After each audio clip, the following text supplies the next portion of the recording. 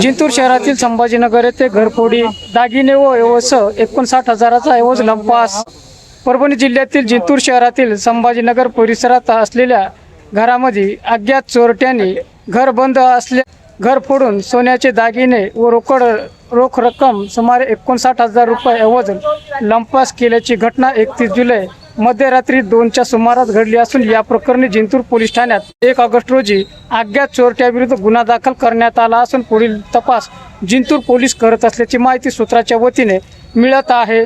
याबाबत पोलीस सूत्राकडून मिळालेली अधिक माहिती अशी की शहरातील संभाजीनगर येथील रहिवासी संतोष किशनराव ढोणे यांच्या घरात 31 जुलै रोजी पहाटे सुमारे 2 वाजण्याच्या सुमारास अज्ञात चोरट्यांनी मुख्य दरवाजाचे कुलूप तोडून घरामध्ये प्रवेश केला व घरात बेडरूमचे कुलूप तोडून कपाटाचे लॉकर फोडून त्यांनी त्यामधील सोन्याची फुले, सोन्याचे झुंबर, सोन्याचे दागिने आणि 10,000 रुपयाची रोकड असे एकूण 59,000 रुपयाचा मुद्देमाल अज्ञात चोरट्यांनी पसार केला.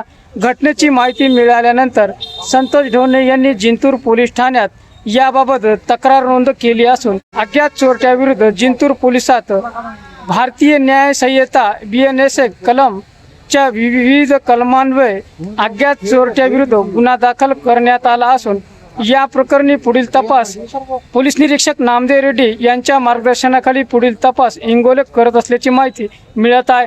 दरम्यान जिंतूर शहरातील चोरीची घटना घडल्यामुळे जिंतूर या परिसरामध्ये भीतीचे व दहशतीचे वातावरण पसरले आहे. त्यामुळे अज्ञात चोरट्याचा तात्काळ पोलीस प्रशासनाने छडा लावा म्हणून या परिसरातील नागरिकांकडून मागणी जोर धरत आहे.